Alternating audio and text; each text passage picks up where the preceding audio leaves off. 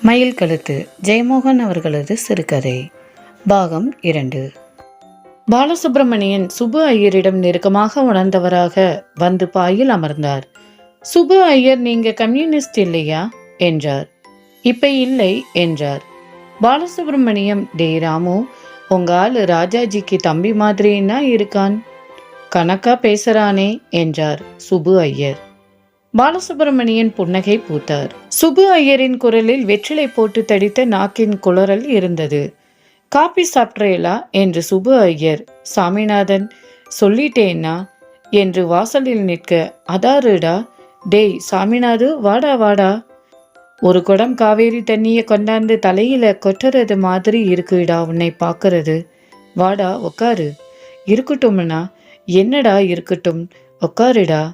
மெலிஞ்சு போயிட்டே இருக்கியே, ஏண்டா? வேலைன்னா என்னடா வேலை? நீ எப்படா ஸ்கூலுக்கு போன? ராமன் அந்த வேலையை சொல்லலை. அவன் இப்போ MD ராமநாதன். பிளேட்டு 4 வாங்கி வச்சு கேட்குறான். கடும் உழைப்புன்னா என்றார். சுப்பு ஐயர் வெடித்து சிரித்தார். நீங்க ராமநாதன் ரசிகர் இல்லையா என்றார் சுப்பு ஐயர். ஆமாம் என்றார் பாலசுப்பிரமணியன். ஓ அப்படியா? நாங்க அவரை கொஞ்சம் கிண்டல் பண்ணுவோம். உங்களுக்கு வருத்தம் இருந்தா தாம்பூலம் போட்டுக்கோங்கோ, கேக்கும் என்றார். காப்பி வந்தது. சுப்பு ஐயர், இவரு ரங்கநாத நாயக்கர், கோவில்பட்டியிலே மில்லு வச்சிருக்காரு, மிராசுதார், சங்கீதத்தை தண்ணி ஊற்றி வளர்க்கிறார் என்று சிரிக்க, நாயக்கர் போங்கண்ணா என்று சினுங்கினார்.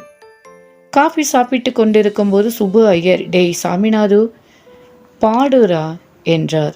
சாமிநாதன், என்ன பாட்டு பாடுறதுன்னா என்றார். இது கழுகுமலைடா, ரெட்டியை விட்டுட்டு எவனை பாடினாலும் சோட்டாலேயே அடிப்பேன். சாமிநாதன் தலைகுனிந்து பாயின் கோரையை லேசாக பீத்துவிட்டு மெல்ல என்று ஆரம்பித்து கண்ணீர் குரலில் பாட ஆரம்பித்தார். வண்ணதினை மாவை தெல்லியே, உண்ணும் வாழ்க்கை குறக்குல வள்ளியே, உயிர் வாங்க பிறந்திட்ட கல்லியே. சுப்பு ஐயர் உறக்க பேஸ் என்று சொல்லி எம்பி அமர்ந்தார். அறைக்குள் அது வரை இருந்த ஏதோ ஒன்று வெளியேறியது. முற்றிலும் புதிய ஒன்று உள்ளே வந்து சூழ்ந்தது, தூயது, தான் இருக்கும் இடத்தை முழுக்க தன்னுடையது மட்டுமே ஆக்குவது. கன்னித்தினி குயில் சத்தமே கேட்க கன்றது பார் என்றது சித்தமே, மயக்கம் செய்யுதே காம பித்தமே. ஓரக்கண்ணில் அசைவு தெரிய பாலசுப்பிரமணியம் திரும்பி பார்த்தார். பக்கவாட்டு அறைக்குள் இருந்து ஒரு பெண் ஒரு கண்ணாடி பிம்பம் வருவது போல அத்தனை அழுங்காமல் தோன்றி வந்தாள். நீல பட்டு புடவை அணிந்திருந்தாள். கழுத்தில் அட்டிகையிலும் காதுகளில் தோடுகளிலும் மூக்கிலும் பேசரிசியிலும் ப்ளூ ஜாகரு வைரங்கள் மின்னுவது தெரிந்தது.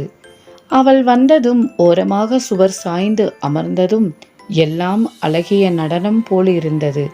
தேட கிடைக்காத சொர்ணமே, உயிர் சித்திரமே, மட வண்ணமே என்று வரியே காட்சியாக நிகழ்ந்தது போல பாடல் முடிந்ததும் சுப்பு ஐயர் திரும்பி பாலசுப்பிரமணியிடம், என்ன அப்படியே வாயை திறந்து வச்சுண்டிருக்க, பார்த்திருக்கேலா என்றார்.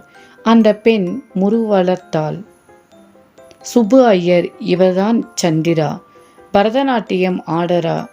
பாலசுப்பிரமணியன் மூச்சு திணறுவதை போல உணர்ந்தார். அவரால் அவளை திரும்பி பார்க்க முடியவில்லை. ஒரு கணம் அவளுடைய முகமும் மறுகணம் தன்னுடைய தோற்றமும் அவர் மனதில் மாறி மாறி எழுந்தன. இன்னும் நல்ல சட்டை போட்டிருக்கலாமோ, தலையை சீவிக்கொண்டிருக்கலாமோ. சுப்பு ஐயர் சிரித்தபடி, நானும் கவனிச்சிருக்கேன். சந்திரா பாலசுப்பிரமணியிடம், உங்க பேர் என்ன என்றாள். அவள் குரல் கனமாக சற்று கரகரப்பாக இருந்தது. அந்த அழகுடன் கொஞ்சம் கூட இணையாதபடி அந்த முரண்பாடு அவனை ஒரே கணத்தில் மானுட பெண்ணாக்கியது.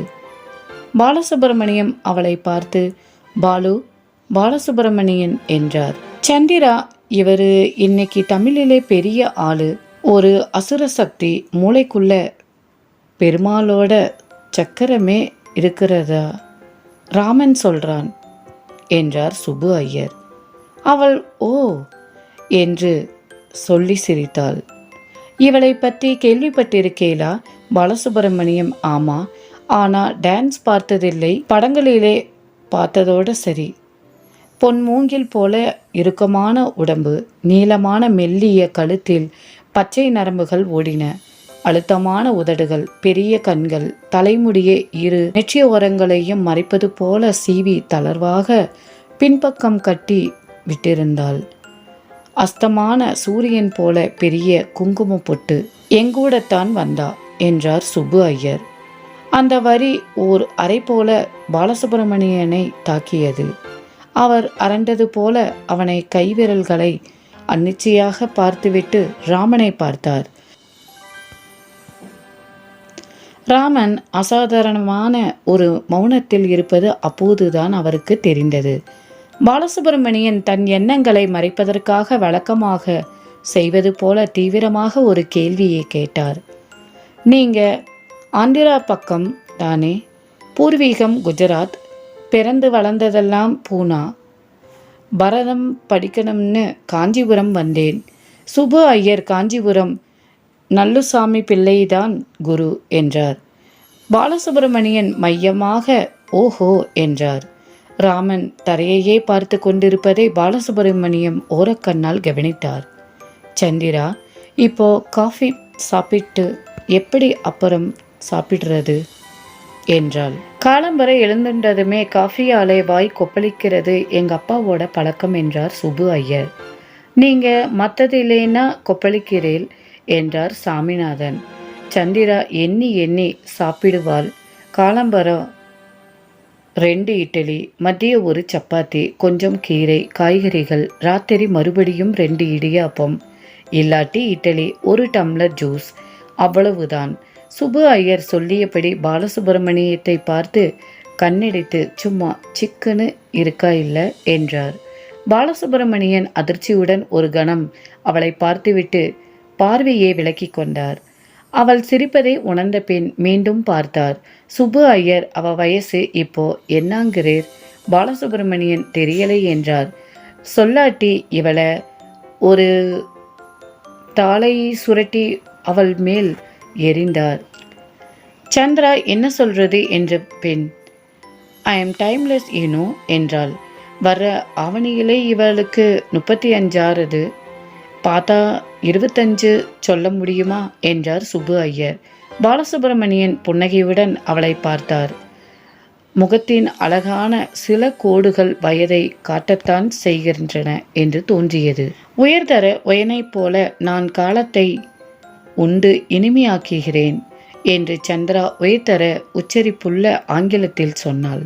சுப்பு ஐயர் ஆங்கிலத்தில்: நம்முடைய ஐதீகத்தில் காலை என்றால் கரியது என்று பொருள், மரணம் என்று பொருள். காலத்தை உண்டு சுருண்டு கிடப்பது நாகம்.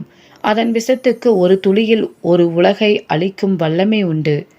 ஆழகாலம் என்று அதற்கு பெயர் என்றார். அவர் அப்படி சற்றென்று ஆங்கிலத்தில் பேச ஆரம்பித்தது பாலசுப்ரமணியனுக்கு அதிர்ச்சி அளித்தது. சுப்பு ஐயரின் உச்சரிப்பு இந்திய அழுத்தங்களுடன் இருந்தாலும் சொற்றொடர்கள் அமைப்பு துல்லியமாக இருந்தது. சந்திரா: எல்லா அமிர்தங்களும் மனிதனை கட்டி போடுபவை, விளக்க முடியாத ஈர்ப்புள்ளவை, ஆகவே அவையெல்லாம் விஷங்களும் கூட என்றாள். பாலசுப்ரமணியம் அவர்கள் இருவருக்குள் ஏதோ ஓடுவதை புரிந்து கொண்டார். 2 ஊசி முனைகள் ஒன்றை ஒன்று கொள்கின்றன. சுப்பு ஐயர் சட்டென்று திரும்பி ராமனிடம்: என்னடா பண்றாய், தூங்கிட்டியா என்றார். இல்லைனா நான் வந்து நீ வந்தா என்ன, வராட்டி என்ன, நாசமா போக வந்ததிலே இருந்தே நானும் பார்க்கிறேன், செத்த சவம் மாதிரினா இருக்கே. பாலசுப்ரமணியம் அதிர்ந்து மீண்டும் அன்னிச்சையாக சந்திராவை பார்த்தார். அவள் சாதாரணமாக சிரித்து கொண்டிருந்தாள். நாயக்கர் கூட கொஞ்சம் ஔசகரியமாக ஆனது போல பட்டது. சந்திரா நல்லாவே தெரியுமே, கலாச்சேத்ராவில் அடிக்கடி சந்திச்சுக்குவோம், நிறைய பேசுவோம், சங்கீதம் பற்றி புன்னகை புரிந்து பாடணும்தான் ஆசை, முடியலை, முடிஞ்சது எழுதுறது தான், அதென்ன எழுதுறேன்னு சொல்லுவார் என்றாள். ராமன் கலாச்சேத்ராவிலே மாயான்னு ஒரு பெல்ஜியம் பொண்ணு இருந்தா. அவ எங்க வீட்டுக்கு மேலே தான் குடியிருந்தா. அப்பா அவ கூட போறச்ச இவளை அறிமுகம் என்றார் பாலசுப்பிரமணியன். சிக்கலான ஒரு கோலம் விரிவதை உணர்ந்தார். தாமரை குளத்தில் மலர் நிழல்களுக்குள் அடியில் கொடியில் தழுவி பின்னி உருவாக்கும் அடர் சிக்கல். டேய் சாமிநாது, போய் ஒரு வைன் பாட்டில் எடுத்துட்டு வாடா என்றார் சுப்பு ஐயர். சாமிநாதன் நாய்க்கரை பார்த்து, என்னடா? சுப்பு ஐயர் அதட்டினார். இல்லைன்னா விஸ்கிக்கு மேலே அப்புறம் இடியாப்பம் ரெடியா இருக்கு, அது இருக்கட்டும்டா, கச்சேரிக்கு நேரமாச்சுன்னா. டேய், என்ன அட்வைஸாடா படவா? சரிண்ணா என்று அவர் கீழே சென்றார். சுப்பு ஐயர் உரத்த குரலில் ஓர் ஆங்கில கவிதையை சொன்னார். உதட்டருகே ஒயின் வருகிறது, கண்ணிலே காதல் எழுகிறது. உண்மை என நாம் அறிவது அவ்வளவுதானே.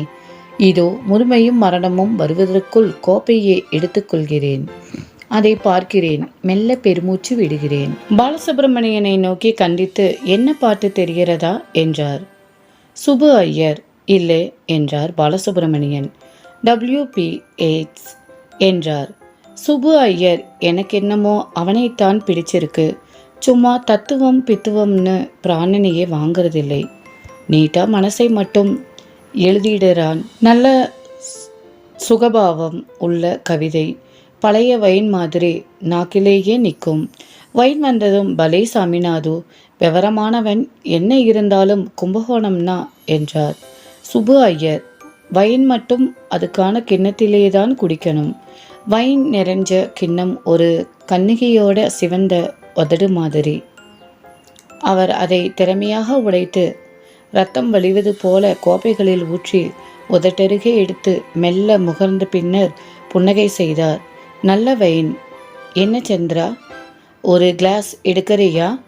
அவள் ஆங்கிலத்தில் வேண்டாம் என்றாள். நல்ல வைன் என்றார் சுப்பு ஐயர். பாலசுப்பிரமணியன் அந்த சொற்களை தன் முன் தெரியும் வினோதமான புழுவை போல உணர்ந்தார்.